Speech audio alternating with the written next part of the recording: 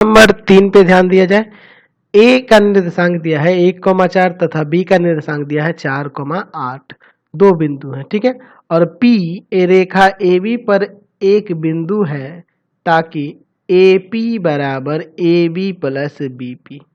यदि A P बराबर 10 हो, 10 इकाई हो, तो हमें पी के निर्देशांक निकालने हैं। चलिए थोड़ा ध्यान से देखिए। देखिए सबसे पहले तो हम लोग एक ए बी रेखा ले लेते हैं, ठीक है। रेखा ए बी ले लेते हैं, ए बी। और ए का निर्देशांक कितना दिया है 1,4 और बी का निर्देशांक दिया है 4,8, ठीक है। अच्छा अब देखिए आगे थोड़ा ध्यान से। P रेखाखंड ए बी पर स्थित एक बिंदु है, मतलब कि इसी रेखाखंड ए बी पर कौन सा बिंदु है P स्थित है, ताकि ए पी बराबर A B plus B P, ठीक है। ये P उस जगह पे स्थित है जहां ए बी और बी पी को जोड़ने पर ए पी आता है, यानी कि वह जो P बिंदु है कोई इधर के तरफ होगा, थोड़ा आगे इधर के तरफ होगा, ठीक है। चलिए ये P बिंदु यहाँ पे स्थित है। अगर इसका निर्देशांक एक्स वाई चाहे लेना तो ले सकते हैं। यानी कहने का मतलब यह हुआ कि ये बाह्य बिंदु है, बाहर का एक बिंदु है। तभी ना आप देखिए ऊपर क्या कह रहा है कि AP जो है, AP यहाँ से यहाँ तक की लंबाई किसके बराबर है, तो AB और प्लस BP के योग के, मतलब इसको और इसको जोड़ने पर AP हो रहा है, इसी कंडीशन में होगा, है ना। और P ये भी तो कह रहा है ना कि इसी रेखा पर स्थित है, तो रेखा AB पर P स्थित है और इन दोनों के योग के बराबर है AP का योग। तो यहाँ दोनों चीज सेटिस्फाई कर रहा है, इसलिए ये P बिंदु एक बाह्य बिंदु होगा। अब देखिए यहाँ कह रहा है कि AP बराबर 10 इकाई, ये AP का मान है यहाँ से यहाँ तक 10 इकाई दिया है, ठीक है। चलिए ये 10 इकाई दिया है।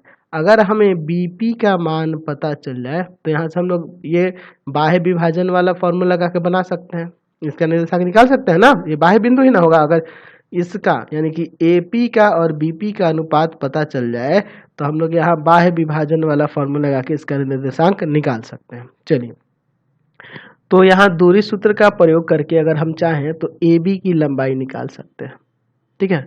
यहाँ दूरी सूत्र के द्वारा AB की लंबाई निकाल सकते हैं, लेकिन इससे पहले क्या कीजिएगा कि माना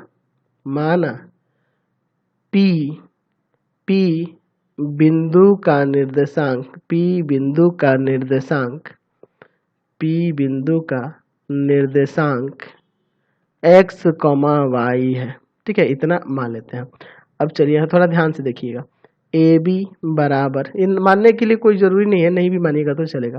चलिए बाकी सब तो क्वेश्चन में दिया ही है, लिखने की क्या जरूरत है। ए बी बराबर क्या हो जाएगा दूरी सूत्र के द्वारा, तो 4 - 1 का होल स्क्वायर और प्लस 8 - 4 का होल स्क्वायर। यहाँ घटेगा तो 3 का स्क्वायर, यहाँ घटेगा तो 4 का स्क्वायर। तो यहाँ देखिए 3 का स्क्वायर है तो हो जाएगा 9 और 4 का स्क्वायर 16, दोनों जोड़ दीजिए √25। √25 का मतलब कितना 5। तो यहाँ से ए बी का मान पता चल गया 5 इकाई, ठीक है। यहाँ से यहाँ तक 5 इकाई हुआ।